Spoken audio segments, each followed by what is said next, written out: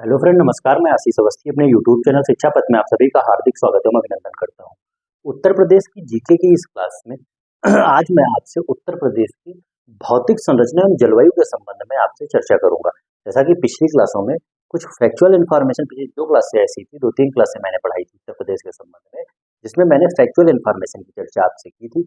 और वहां पे मैंने आपको बताया था कि चूंकि फैक्चुअल इन्फॉर्मेशन बहुत ज्यादा थी तो एक साथ पढ़ने में और उसको याद करना थोड़ा मुश्किल था। इसलिए मैंने आपसे कहा था कि मैं अब अगली क्लास में कुछ ऐसी चीज लेके आऊंगा जो आपके समझने योग्य होगी और यहाँ से आपकी परीक्षा में प्रश्न बनते हैं और यहाँ से आप इसको पढ़ने में बोर भी नहीं होंगे और बहुत आसानी से आप इन चीजों को समझ पाएंगे। जब उत्तर प्रदेश की भौतिक संरचना एवं जलवायु संबंधी बातों को मैं कंप्लीट कर लूंगा, उसके बाद मैं फिर 1-2 क्लास फैक्चुअल इन्फॉर्मेशन की लाऊंगा। इस तरीके से आपको फैक्चुअल इन्फॉर्मेशन और साथ साथ जिसके संबंध में हमको विस्तृत पढ़ना है उस समस्त जानकारी मैं आपको उपलब्ध कराऊंगा और आपको बहुत आसानी से, बहुत आसान शब्दों में मैं आपको समझाऊंगा और बहुत आसानी से आपको याद करा दूंगा। तो आज उत्तर प्रदेश की भौतिक संरचना और जलवायु टॉपिक में मैंने आज खासकर भौगोलिक, जो उत्तर प्रदेश का भौगोलिक स्वरूप है उसकी चर्चा मैं आपसे करूंगा।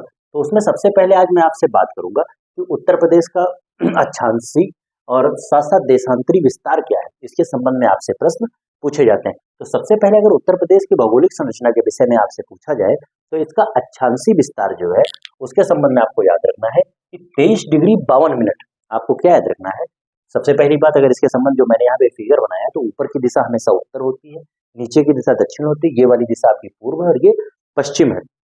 तो इसमें आपको क्या याद रखना है कि क्योंकि भारत जो है उत्तरी अक्षांश में और साथ साथ पूर्वी देशांतर में स्थित है। आपको पता होगा, अगर आपको विश्व ग्लोब का नॉलेज होगा तो उसमें आपको पता होगा कि भारत आपका उत्तरी अक्षांश और पूर्वी देशांतर में स्थित है। तो चूंकि भारत स्थित है तो भारत के अंदर उत्तर प्रदेश है, तो उत्तर प्रदेश भी आपका उत्तरी अक्षांश में और पूर्वी देशांतर में स्थित है। इसलिए इसके संबंध में एक प्रश्न बनता है कि इसका अक्षांशी विस्तार क्या है। तो अक्षांशी विस्तार के संबंध में आपको क्या याद रखना है कि 23 डिग्री 52 मिनट उत्तरी अक्षांश से 31 डिग्री 28 मिनट उत्तरी अक्षांश। अगर इसके विषय में आपसे ये पूछ लिया जाए कि इसका अक्षांशी, उत्तर प्रदेश का अक्षांशी विस्तार क्या है, तब आपको क्या याद रखना है?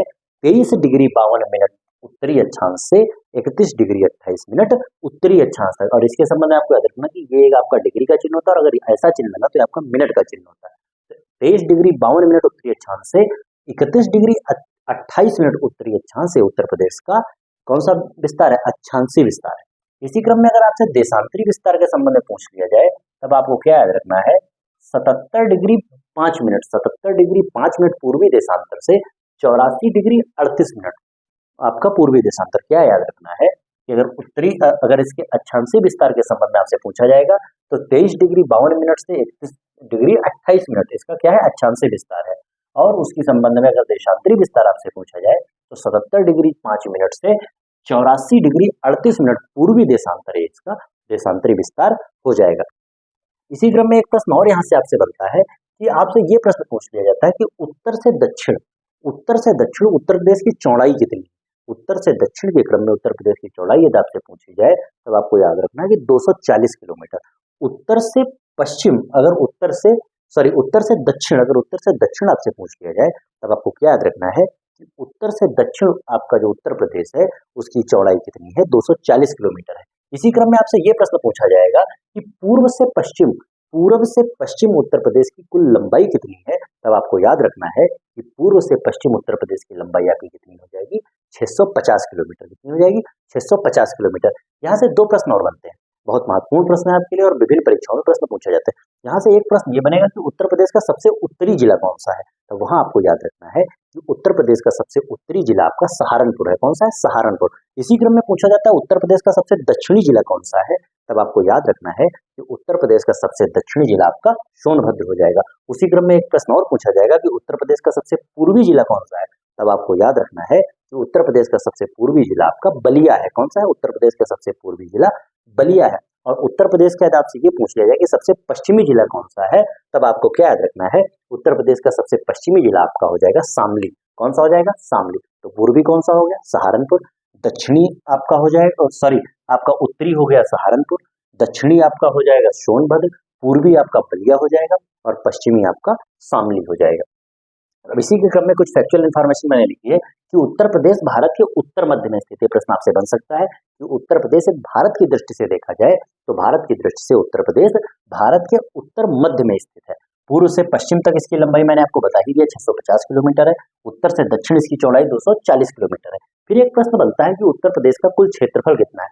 तब आपको याद रखना है कि उत्तर प्रदेश का कुल क्षेत्रफल 2,40,928 वर्ग किलोमीटर है। क्या याद रखना है कि उत्तर प्रदेश का कुल क्षेत्रफल 2,40,928 किलोमीटर स्क्वायर या वर्ग किलोमीटर है। ये बात आपको याद रखनी। इसी क्रम में अगर इसकी तुलना आपकी भारत के क्षेत्रफल से की जाए तब आपको याद रखना है कि यह भारत के कुल क्षेत्रफल का जो कितना है 32,87,263 वर्ग किलोमीटर। कितना है 32,87,263 वर्ग किलोमीटर, जो कि भारत का क्षेत्रफल है। यदि उससे इसकी तुलना की जाए उत्तर प्रदेश के क्षेत्रफल की, जो कुल 2,40,928 वर्ग किलोमीटर है, तो यह भारत के कुल क्षेत्रफल का 7.33% है। कितना है 7.33%। तो ये प्रश्न आपकी परीक्षा में बन जाता है। पहली चीज से डायरेक्ट आपसे इसका क्षेत्रफल पूछ सकता है, तो 2,40,928 वर्ग किलोमीटर, और भारत की तुलना में कितने प्रतिशत है, तो 7.33% है। फिर इसी क्रम में क्या याद रखना है कि क्षेत्रफल की दृष्टि से भारत के राज्यों में उत्तर प्रदेश का क्या स्थान है। तो आपको बहुत आसानी से पता होगा कि जनसंख्या की दृष्टि से उत्तर प्रदेश पहले स्थान पर है और क्षेत्रफल की दृष्टि से उत्तर प्रदेश चौथे स्थान पर है। क्षेत्रफल की दृष्टि से उत्तर प्रदेश चौथे स्थान पर है।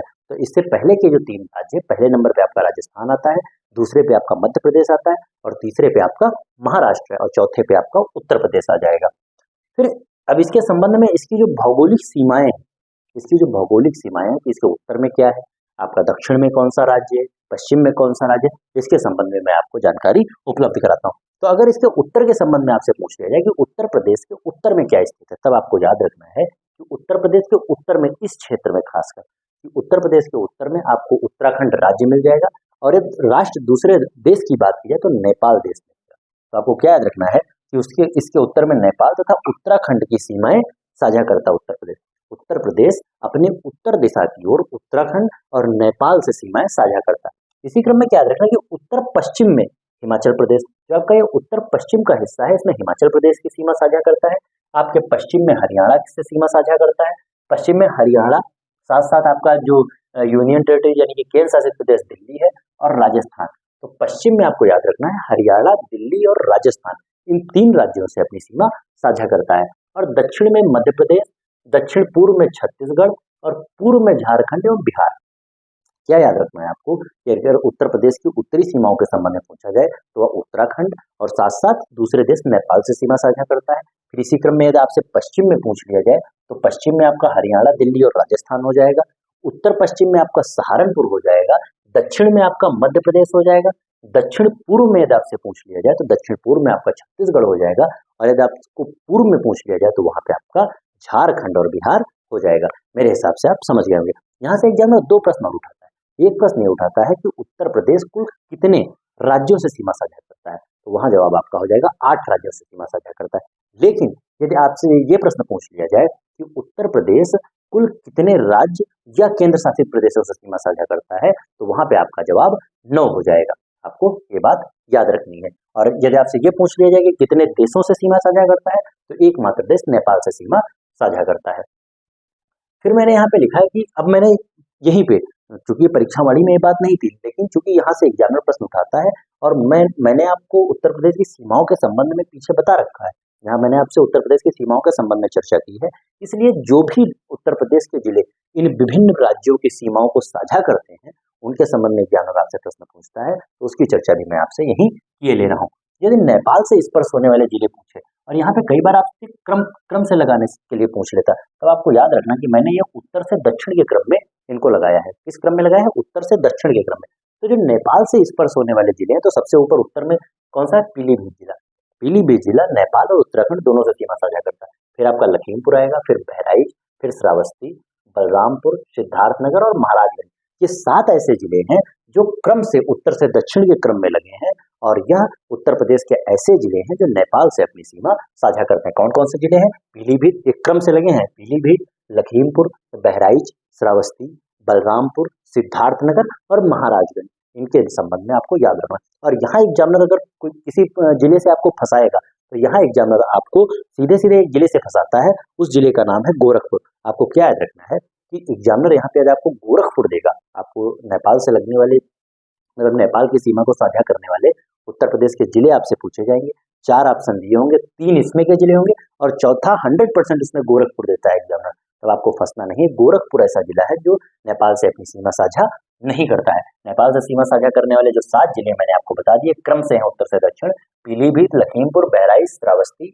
बलरामपुर, सिद्धार्थनगर और महाराजगंज। फिर आपसे एक प्रश्न पूछेगा उत्तराखंड से अपनी सीमा साझा करने वाले जिले, तो उत्तराखंड से इस पर सवाल होने वाले जिले भी कितने हैं? 7। नेपाल से भी 7 और उत्तराखंड से भी 7। तो ये भी आपके उत्तर से दक्षिण लगे हैं। कौन कौन से? सहारनपुर, मुजफ्फरनगर, बिजनौर, मुरादाबाद, रामपुर, बरेली, पीलीभीत। आपको सीधे क्रम से याद रखना है, सहारनपुर, मुजफ्फरनगर, बिजनौर, मुरादाबाद, रामपुर, बरेली और पीलीभीत, ये 7 ऐसे जिले हैं उत्तर प्रदेश के, ऐसे जिले हैं जो उत्तराखंड से अपनी सीमा साझा कर रहे हैं। फिर हिमाचल प्रदेश, हिमाचल बहुत महत्वपूर्ण है क्योंकि एक जिला सीमा साझा करता है। हिमाचल प्रदेश से सीमा साझा करने वाला जिला कौन सा है? बहुत बहुत हल्की सीमा साझा करता है ऊपर की तरफ, कौन सा है? सहारनपुर। सहारनपुर जिला ऐसा है जो 3 राज्यों से अपनी सीमा साझा करता है। 3 राज्यों से अपनी सीमा साझा करने वाला उत्तर प्रदेश का एकमात्र जिला कौन सा है?